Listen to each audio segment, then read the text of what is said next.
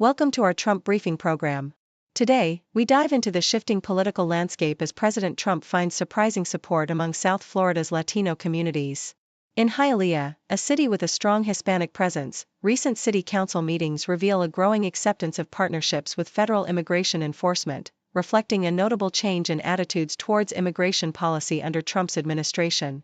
In international news, President Trump had a crucial one-hour conversation with Ukrainian President Zelenskyy, aiming to negotiate a ceasefire amidst ongoing conflict. However, skepticism looms as Zelenskyy questions Russia's commitment to peace following a similar discussion with President Putin. Meanwhile, Trump faces legal challenges as a federal judge blocks his executive order banning transgender individuals from military service, showcasing the ongoing tensions between the executive branch and the judiciary. Lastly, France is taking proactive measures by planning to distribute a survival manual to its citizens, preparing them for potential emergencies, including armed conflict. This initiative aims to enhance community resilience in the face of rising global tensions. Stay tuned for more detailed coverage on these stories. The Toronto Star, in Hialeah, Florida, a predominantly Hispanic city, a surprising number of residents support President Trump's aggressive immigration policies, despite their potential impact on local communities.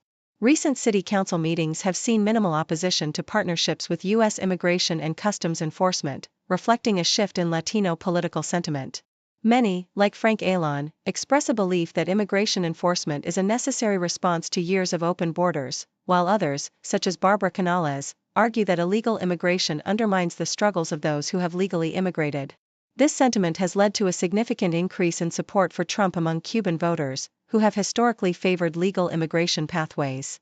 The Toronto Star, in a recent call, President Trump and Ukrainian President Volodymyr Zelenskyy discussed efforts to align the needs of both Russia and Ukraine, aiming for a ceasefire amid ongoing conflict. Concurrently, a federal judge has blocked Trump's executive order banning transgender individuals from military service, highlighting a series of legal challenges faced by the administration. In another development, House Democrats are voicing concerns over the Social Security Administration's decision to end phone verification services, which they argue will create additional barriers for vulnerable populations. These incidents illustrate the growing tension between Trump's policies and judicial oversight, as well as the ongoing political maneuvering within the Democratic Party. Deutsche Welle, tensions between Russia and Ukraine have escalated as both nations accuse each other of breaching a new agreement aimed at protecting energy infrastructure amidst a fragile ceasefire. This agreement, which was a key point of discussion between Trump and Putin, has not stopped the exchange of accusations and military actions, indicating the complexities of the situation on the ground. Zelenskyy has expressed skepticism about Russia's commitment to ceasefire terms, particularly in light of recent drone strikes. This ongoing conflict, coupled with Trump's diplomatic efforts, underscores the volatile nature of international relations in the region and the challenges of achieving lasting peace.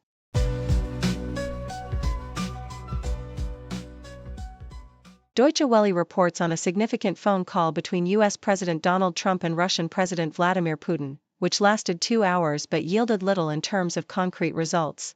While both leaders agreed to a temporary halt on strikes against energy infrastructure in Ukraine for a month, many observers noted that the conversation fell short of expectations, particularly in Ukraine, where hopes were high for a ceasefire.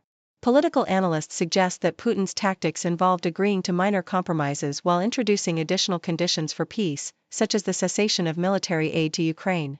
The call, while notable for its length, ultimately reinforced existing tensions rather than paving the way for meaningful dialogue. In a contrasting narrative, CBC highlights how Russian media celebrated the call as a diplomatic victory, emphasizing the potential for improved relations between the U.S. and Russia under Trump. Putin's spokesperson noted the conversation's length as a sign of trust and understanding between the two leaders. Despite Trump's positive remarks about the call, the Kremlin did not concede to a full ceasefire, instead focusing on a limited agreement concerning energy infrastructure. Analysts suggest that this development could indicate a shift in U.S.-Russia relations, with Putin potentially waiting to see what benefits might arise from engaging with the Trump administration. CNN covers France's proactive approach to citizen preparedness by preparing to distribute a survival manual to every household. This manual aims to equip citizens with knowledge on how to handle various crises, including armed conflict, natural disasters, and health emergencies.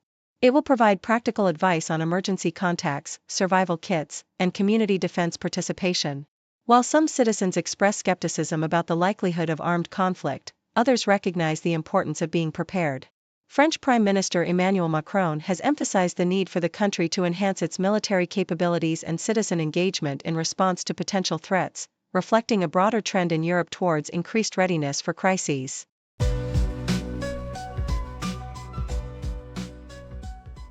South China Morning Post reports that the European Union is taking decisive action to protect its steel industry from the threat posed by China's significant overcapacity in steel production. As Europe seeks to bolster its military capabilities amidst rising geopolitical tensions, the EU has identified cheap imports, particularly from China and India, as a serious risk to its domestic steel producers.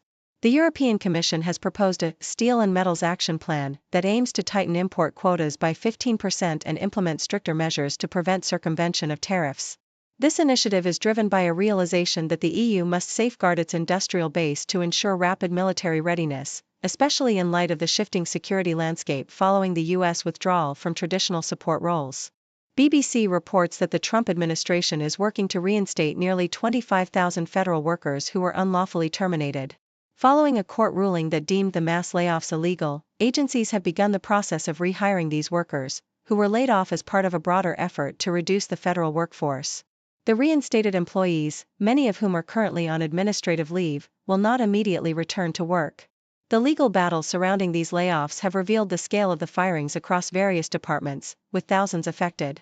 The administration's attempts to downsize the bureaucracy have faced significant legal pushback, highlighting the ongoing tensions between government efficiency initiatives and employee rights.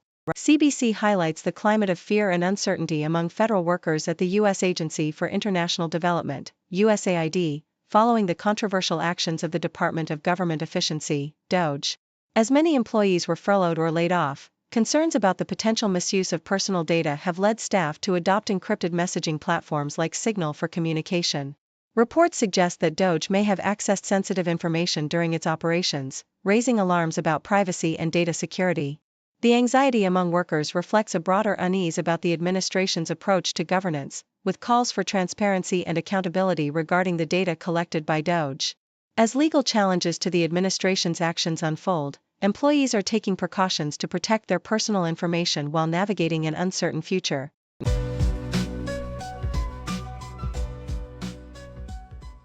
The Toronto Star reports that the U.S. Institute of Peace, along with several of its board members, has filed a lawsuit against the Trump administration, aiming to halt their removal and prevent Elon Musk's Department of Government Efficiency, DOGE, from seizing control of the institute's headquarters.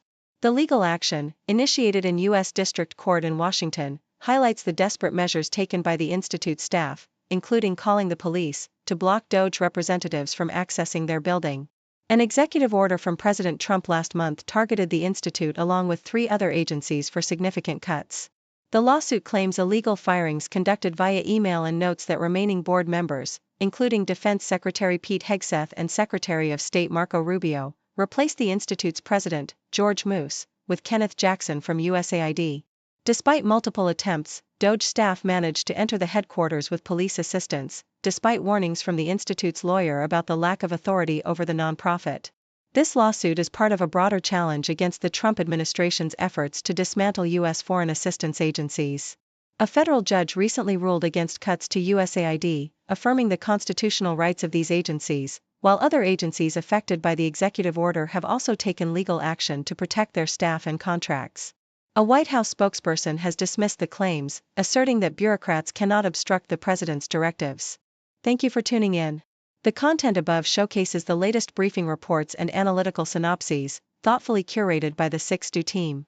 These insights stem from a wide array of reputable media outlets, think tanks, government sources, and specialized experts worldwide. We encourage you to explore these sources for a comprehensive perspective.